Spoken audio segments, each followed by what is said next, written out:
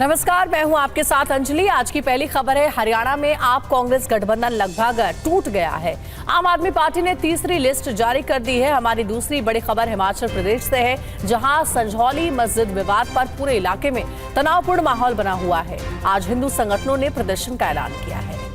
तीसरी बड़ी खबर में हम बात करेंगे मणिपुर की, जहां हिंसा और नफरत की आग फिर भड़क गई है। और इसके साथ ही हम बात करेंगे अमेरिका में राहुल गांधी के तीसरे दिन की, जहां राहुल ने दलितों से लेकर चीन पर बात की। इन खबरों के साथ ही हम आपको आगे दिखाएंगे कि आरजीकर मेडिकल कॉलेज के पूर्व प्रिंसिपल संदीप घोष पर ईडी के खुलासे की खबर, और बुलेटिन के आखिर में बात होगी जम्मू कश्मीर को दहलाने की साजिश डी कोड की। लेकिन सबसे पहले एजेंडा फुल एंड फाइनल में हम बात करेंगे हरियाणा विधानसभा चुनाव की। हरियाणा में आम आदमी पार्टी ने जारी की अपनी तीसरी लिस्ट। तीसरी लिस्ट में 11 उम्मीदवारों के नामों का ऐलान किया गया है। कांग्रेस से आप में आए भीम सिंह राठी को रादौर विधानसभा से टिकट मिला है। केसी वेणुगोपाल ने कहा, आम आदमी पार्टी का फैसला एक तरफा है।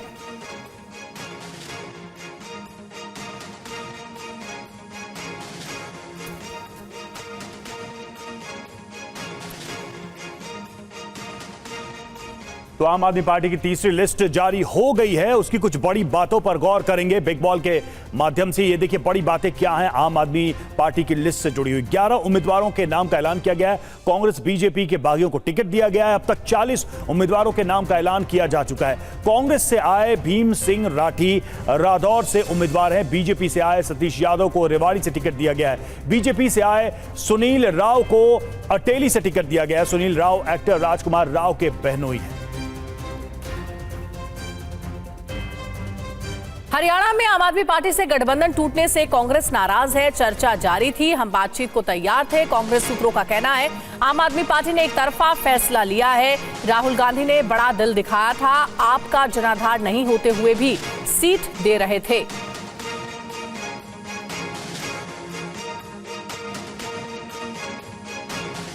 हरियाणा में आम आदमी पार्टी कांग्रेस गठबंधन टूटा। कांग्रेस ने गठबंधन टूटने का ठीकरा आम आदमी पार्टी पर फोड़ा। गठबंधन को लेकर राहुल गांधी ने बड़ा दिल दिखाया, ये कहा है कांग्रेस ने। दीपक बावरिया की तबीयत खराब होने से बातचीत में देरी हुई। आम आदमी पार्टी का फैसला एक तरफा, कांग्रेस का दावा। अभी चर्चा जारी है। 49 सीटों पर कांग्रेस ने नहीं उतारे उम्मीदवार। ये कांग्रेस के सोर्सेस से बात सामने आ रही है। जितेंद्र भाटी हमारे साथ इस वक्त जुड़े हुए हमारे सहयोगी। जितेंद्र, क्या माना जाए कि गठबंधन की गुंजाइश अब खत्म हो गई है? क्योंकि कांग्रेस ने तो सीधे तौर पे कहा है कि हमने बड़ा दिल दिखाया है, लेकिन ये एक तरफा फैसला है आम आदमी पार्टी का। बिल्कुल, देखिए रवि, आप समझते हैं कि वैसे तो राजनीति निष्ठा का खेल है, लेकिन इस वक्त जहां पर हम देखें तो हरियाणा को लेकर के आम आदमी पार्टी 40 और कांग्रेस 41 पे खड़ी, यानी कि 90 सीटों पर लड़ने की दोनों बात कर चुके हैं और 40 और 41 उम्मीदवारों की घोषणा कर चुके हैं। इस लिहाज से देखते हुए लगता है कि कांग्रेस के हाथ से झाड़ू फिसल गई है, क्योंकि लगातार लंबी चौड़ी बातचीत चली थी और उसके बावजूद एक तरफ बात चलती रही, दूसरी तरफ कांग्रेस अपने उम्मीदवारों की लिस्ट जारी करती रही। सोमवार को लेकिन आम आदमी पार्टी ने अल्टीमेटम दे दिया था, जब और इंतजार के मूड में नहीं है। हुआ भी वही। अब तक जो है 40 उम्मीदवारों के नाम की घोषणा कर चुके हैं और आगे भी लिस्ट आने की बात करें, इसमें आपका आज का जो बेहद अहम है। अब आम आदमी पार्टी का फोकस पूरी तरह से यह है कि जिन नेताओं के लिए वो टिकट मांग रही थी उनका तो नामों की घोषणा कर ही दी है।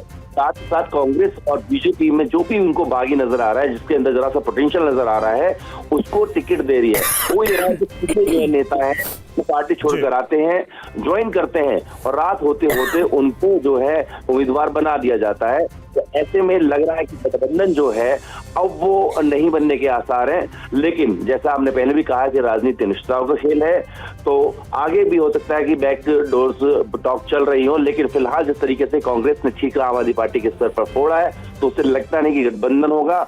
अब लड़ाई आम आदमी पार्टी और कांग्रेस के बीच भी यहाँ पर चल रही है। देखिए, आपको ये भी देखना होगा, दिल्ली और पंजाब में आम आदमी पार्टी की सरकार है, तो ऐसे वो चाहते थे कि हरियाणा में भी उनको बड़ा स्टेक मिले और खुद अरविंद केजरीवाल जो हरियाणा से आते हैं। लेकिन दूसरी तरफ कांग्रेस ये जताना चाह रही थी, वो गठबंधन भी चाहती है, लेकिन लोगों के बीच में मैसेज देना चाहती थी कि सीधी टक्कर अगर बीजेपी की से है तो वो कांग्रेस की है, बाकी जो गठबंधन साथ आना चाहते हैं वो आ सकते हैं। तो आज जो है आम आदमी पार्टी भी और लिस्ट जारी करेगी, जिस तरीके से 49 उम्मीदवारों की घोषणा जो है, क्योंकि 90 की बात आगे चल रही है, तो कांग्रेस को भी करनी है। और कल नामांकन का आखिरी दिन है और आज बड़े नामांकन भी होने हैं, तो आज का दिन बेहद अहम है, बेहद अहम रहने वाला है। हालांकि कांग्रेस ने जरूर ये कहा है कि हम कोशिश कर रहे थे कि ये गठबंधन हो जाए, एक तरफा फैसला लिया गया आम आदमी पार्टी की तरफ से। शुक्रिया आपका जी। और बुलेटिन में अब रुख करते हैं हिमाचल प्रदेश का। संजौली में आज हिंदू संगठन का प्रदर्शन होना है। सुबह 11 बजे प्रदर्शन का ऐलान। पूरे इलाके में धारा 163 लागू। पूरे शहर में भारी पुलिस बल की तैनाती की गई है।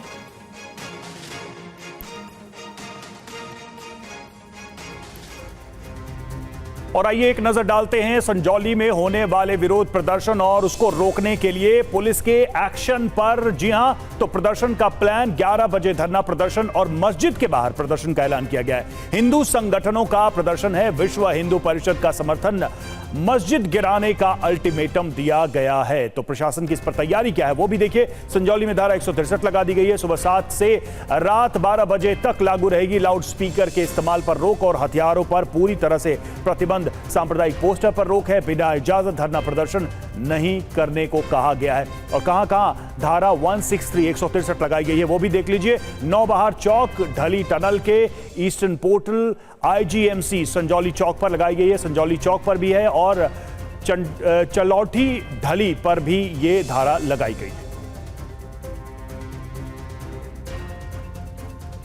तो इस पूरे विवाद पर हिंदू पक्ष और मुस्लिम पक्ष का क्या कहना है, एक नजर इस पर भी डाल लेते हैं। हिंदू पक्ष का क्या आरोप है? पहले 2 मंजिल की मस्जिद निर्माण कच्चा था। यहाँ कभी सिर्फ 2 परिवार ही रहा करते थे और मस्जिद में कुछ वर्षों से बाहरी लोग आने लगे, ये कहना है। साथ ही चंदा जुटा करके मस्जिद में 3 मंजिल अवैध जोड़े गए। अवैध तरीके से 5 मंजिल की मस्जिद बना दी गई। और मुस्लिम पक्ष की क्या दलील है ये भी सुनिए। दरअसल ये मस्जिद अवैध नहीं है, 1947 के भी पहले से इसका वजूद था। वक्फ की जमीन पर ये बनी है। देखिए, शिमला से हमारे सहयोगी अभिजीत ठाकुर हमारे साथ जुड़ गए, उनसे बात करते हैं। अभिजीत, मुस्लिम पक्ष और हिंदू पक्ष दोनों ने अपनी अपनी दलीलें रखी हैं, लेकिन सवाल यह है कि किसकी दलील में दम है, किसकी दलील सच है। इस वक्त वहां पर क्या सिचुएशन बनी हुई है इस पूरे मस्जिद विवाद को लेकर?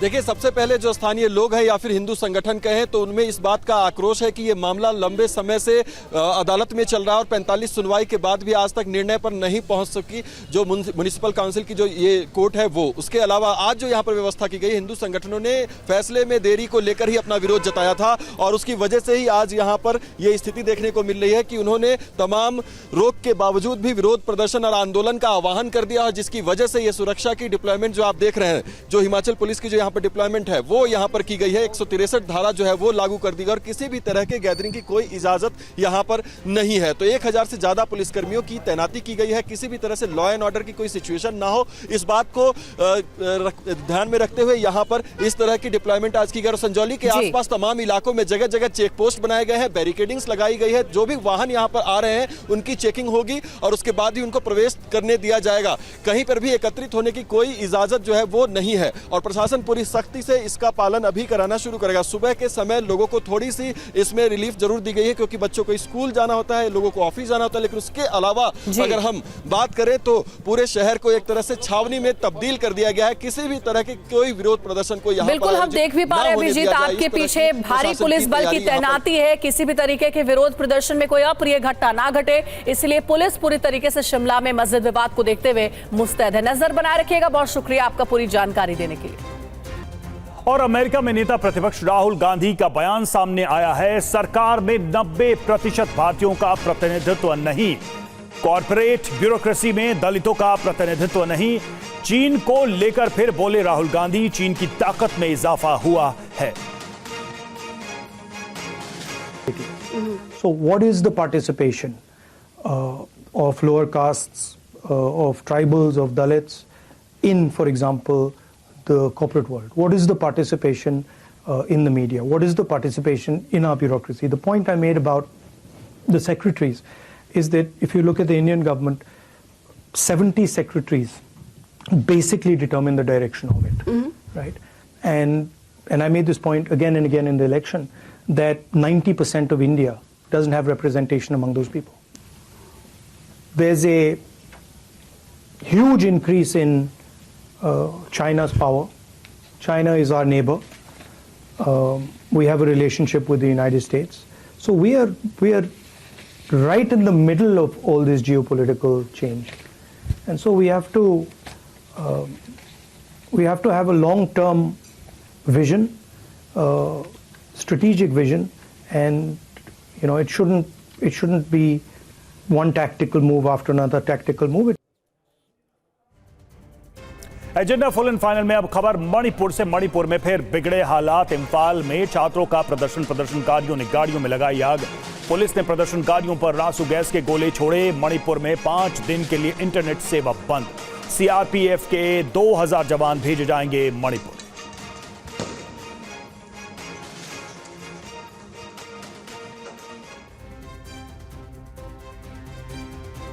और आइए एक नजर डालते हैं पिछले 10 दिनों में मणिपुर में क्या क्या हुआ है अभी तक। तो बिग वॉल ग्राफिक्स के माध्यम से हम आपको बता रहे हैं क्या हुआ है 10 दिनों में। तो मणिपुर में हालात बिगड़े हैं। 10 सितंबर की बात करें, छात्र संगठनों का इंफाल में प्रदर्शन हुआ। प्रदर्शनकारियों ने पुलिस पर पत्थर फेंके, पत्थरबाजी की है और पुलिस ने आंसू गैस के गोले छोड़े उस जवाबी कार्रवाई के तौर पर। और पुलिस ने आंसू गैस के गोले छोड़े, टीयर गैस का इस्तेमाल भी किया प्रदर्शनकारियों के ऊपर। 9 सितंबर की बात करें, छात्रों ने राजभवन पर पत्थरबाजी की। यहां भी यह घटना देखने को मिली। पुलिस ने यहां पर भी टीयर गैस का इस्तेमाल किया, आंसू गैस के गोले छोड़े। ये 9 सितंबर की घटना। प्रदर्शनकारियों पर रबड़ के बुलेट भी चलाए गए। और रात में मैतेई समुदाय ने मशाल जुलूस निकाला। राजभवन, सीएम आवास पर प्रदर्शन किया गया, प्रोटेस्ट किया गया। और प्रशासन ने इंफाल के कई इलाकों में कर्फ्यू लगा दिया इस प्रोटेस्ट को देखते हुए।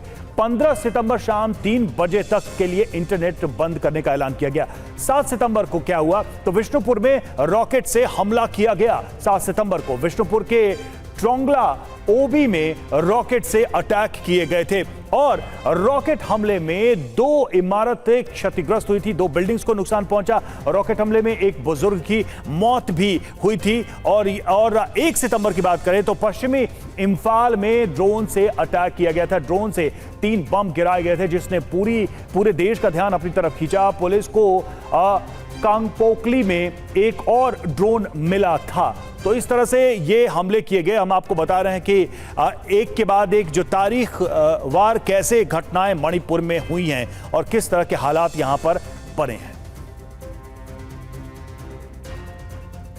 आमोद राय हमारे साथ इस वक्त जुड़े हुए हैं। आमोद, स्थिति मणिपुर की अगर देखी जाए तो पिछले 10 दिनों में काफी बिगड़ी है। अभी क्या कोशिशें चल रही हैं स्थानीय सरकार की तरफ से और जो पैरामिलिट्री फोर्सेस हैं कि सिचुएशन को नॉर्मलाइज किया जाए, कम से कम जो स्थिति आगे खराब ना हो उसके लिए क्या प्रयास नजर आ रहे हैं और केंद्र से क्या निर्देश है? लेकिन अभी सबसे जो महत्वपूर्ण बात है कि जो 3 जिलों में कर्फ्यू इम्पोज किया गया है, इम्फाल वेस्ट, इम्फाल ईस्ट और थौबाल, इसके अलावा जो इंटरनेट सेवा वहां पे बंद कर दी गई है 15 तारीख तक, 15 सितंबर तक।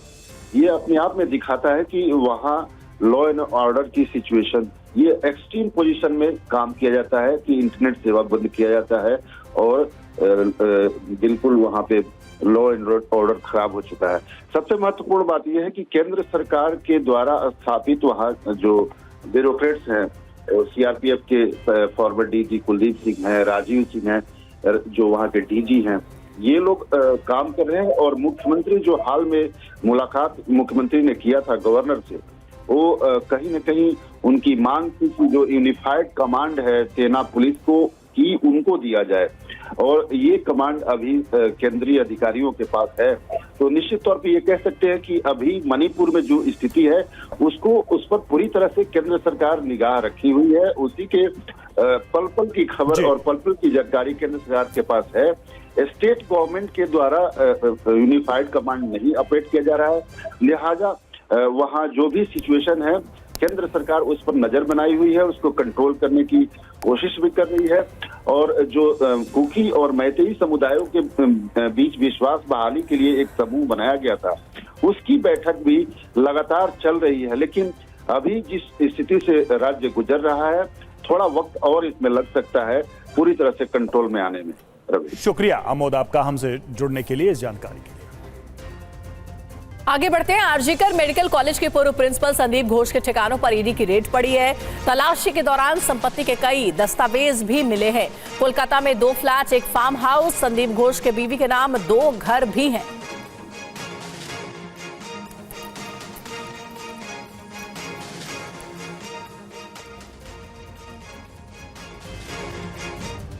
तो धन कुबेर संदीप घोष पर ईडी का खुलासा। कुछ बड़ी बातों पर नजर डालते हैं। कोलकाता में 2 फ्लैट हैं और कोलकाता में एक फार्म हाउस भी है।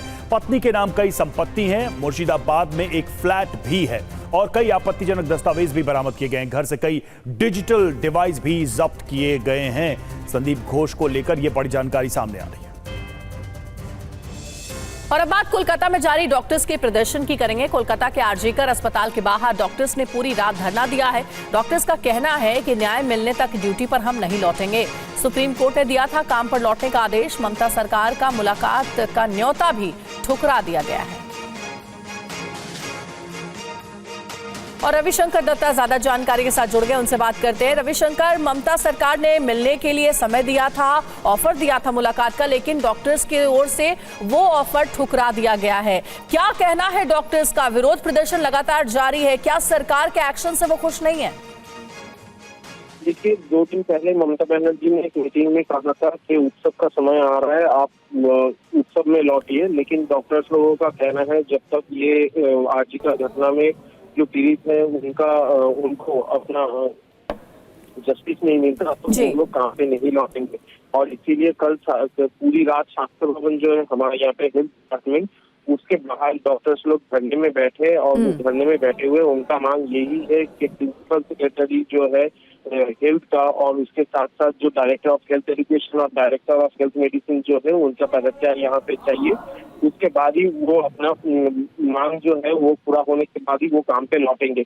लेकिन सरकार उनके साथ नेगोशिएशन करने के लिए ऑफिशियल मेल भेजे थे। प्रिंसिपल सेक्रेटरी नारायण सरोज निगम मेल भी भेजे थे उनको, लेकिन उनको नकारते हुए वो लोग अभी आंदोलन में बैठे हुए हैं, धरने में बैठे हुए हैं और वहाँ पे धरना प्रदर्शन कर रहे हैं। शुक्रिया आपका रविशंकर पूरी जानकारी देने के लिए। तो डॉक्टर्स का ये कहना है कि जब तक डॉक्टर बेटी को इंसाफ नहीं मिल जाता है तब तक इसी तरीके से प्रदर्शन जारी रहेगा। ममता सरकार के समझाने के बाद भी डॉक्टर्स नहीं मानेंगे।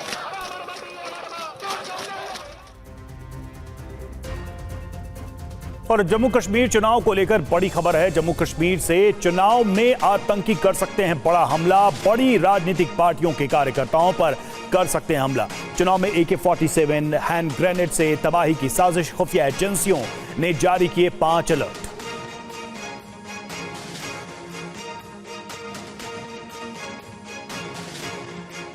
तो देखिए, खुफिया अलर्ट जारी किया गया है। खुफिया एजेंसियों ने जारी किया है ये अलर्ट और 5 ऐसे अलर्ट जारी किए गए हमलों को लेकर। चुनाव में AK-47 हैंड ग्रेनेड से हमले किए जा सकते हैं और खास तौर पर राजनीतिक पार्टियों के कार्यकर्ताओं पर हमला किया जा सकता है। नेताओं को निशाना बनाया जा सकता है। जितेंद्र शर्मा हमारे साथ इस वक्त जुड़े हुए हैं ज्यादा जानकारी के साथ। जितेंद्र, क्या इनपुट है जम्मू कश्मीर में चुनाव को लेकर और इन हमलों को लेकर?